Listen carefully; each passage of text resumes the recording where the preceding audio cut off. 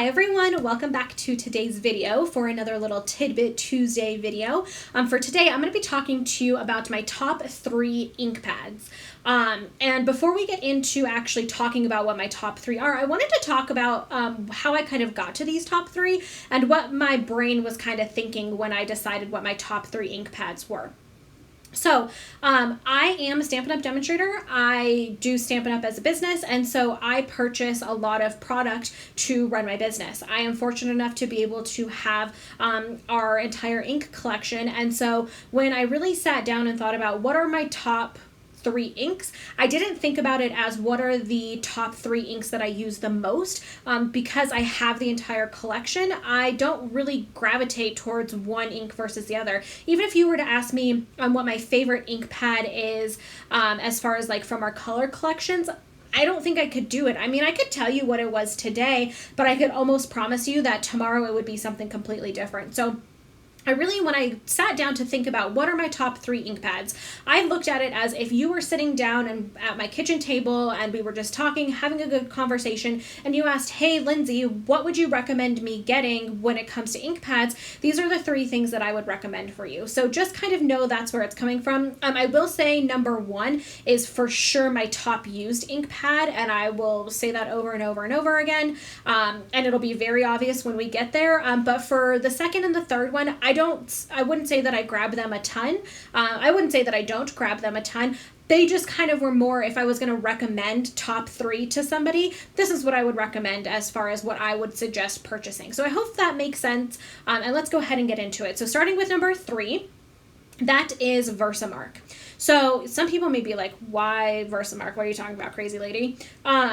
So if you don't know what Versamark is, it is a clear ink. A lot of people use this for heat embossing. I personally, exclusively, I can speak, I promise, I exclusively use Versamark for heat embossing. I don't really use it for anything else. So you're probably like, well, why is that your number 3 ink? Because if you just use it for heat embossing.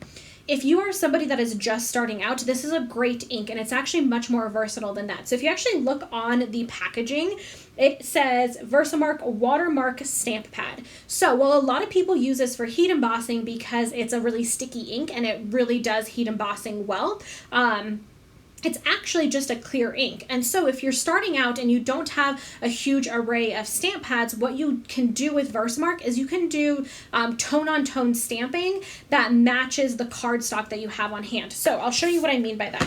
So this is a piece of Flirty Flamingo. And it looks like I took my Flirty Flamingo stamp pad and I stamped it onto the Flirty Flamingo cardstock. I didn't. I used Versamark.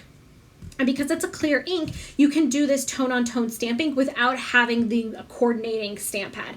So it allows you to take cardstock, which is, I don't want to say it's cheaper than buying a bunch of ink pads, but you can get variety packs of cardstock, and cardstock can go a little bit further sometimes when you're talking about making projects. You can purchase, you can spend a little bit less on cardstock and make more, if that makes sense. So what you can do is you can purchase a bunch of variety packs of your favorite cardstock, or all of the cardstock really, and you can get yourself Versamark, and you can have very, very quick and easy coordinating ink to your cardstock just by using Versamark. So I think that's something that goes a little underrated. Most of the time when I see people use Versamark, like I said, it's for heat embossing, and I do that myself.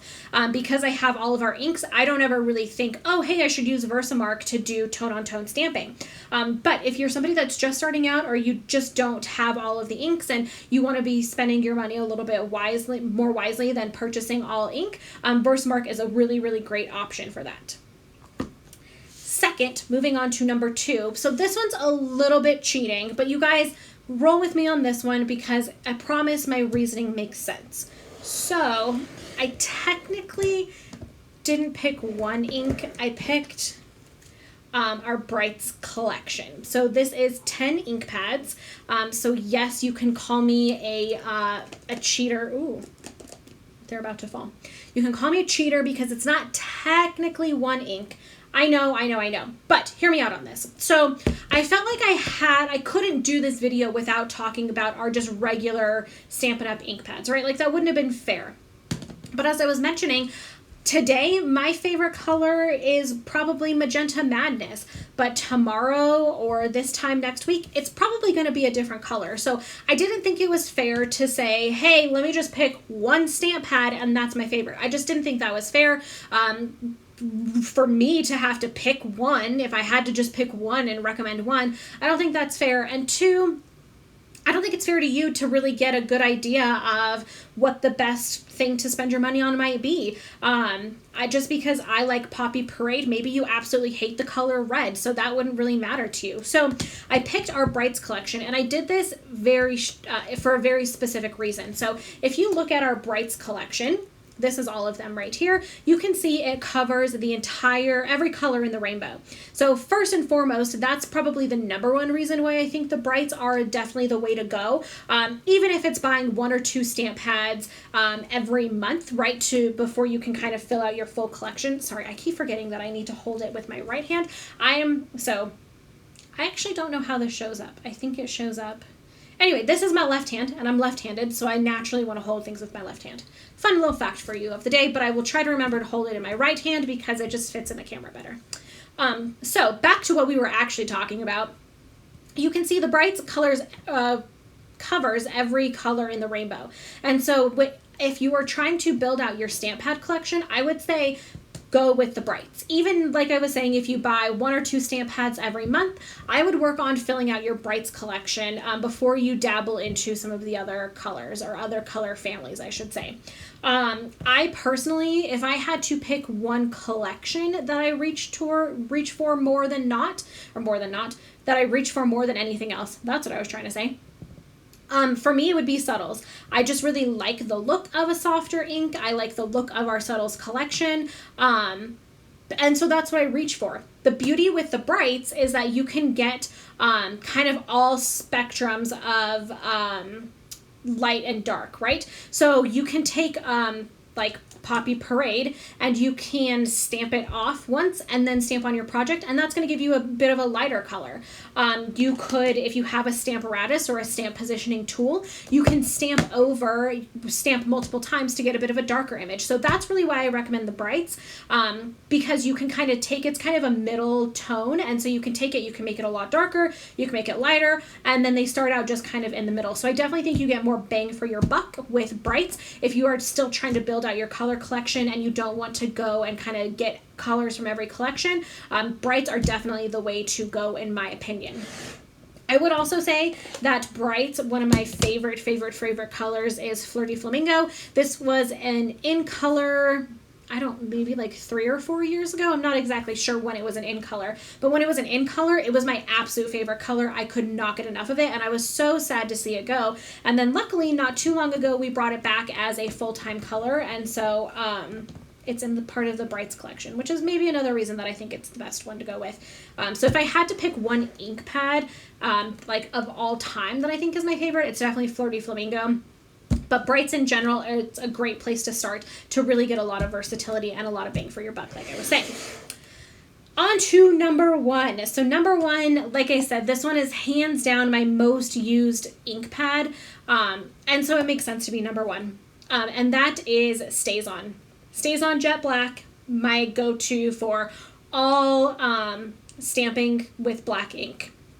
It's amazing. We used to have our basic black archival ink, and that was my absolute favorite. And then when that went away, I was like, well, what am I supposed to use now? So we carry StazOn, and we also carry Memento Tuxedo Black. For me, I just like StazOn more. I think I actually just purchased it because I didn't at the time, and this was like years and years ago. I just purchased it because I didn't know any better. I didn't really know the difference between all of the black inks. And so I was like, sure, I'll buy that one. I don't really think there was any rhyme or reason to it. And so I used it a lot. And then later down the road, I purchased Memento to see, do I like that one a little bit more? I don't know. Let's try it out and see. And as I played with it, I found out that I actually didn't really like it any better. I really liked StazOn. So I think either one is a good option for a black ink. I think they're both fine. They both work well. There's nothing that like stands out about StazOn for me, other than that you can stamp on like the like window sheets, or I did that card not too long ago where I stamped on our brass, I can't remember what they are, metallic sheets I think is what they're called, and you can get the ink to stay on there, so it's a little bit more versatile in that way, but overall it's a great black ink and it's my favorite. And anytime I do any kind of stamping that includes black ink, this is the one I grab. I would say most of the cards that I do, not all of them, I do use colored ink pads quite a bit, but did I just spit? I'm not sure. Whoa.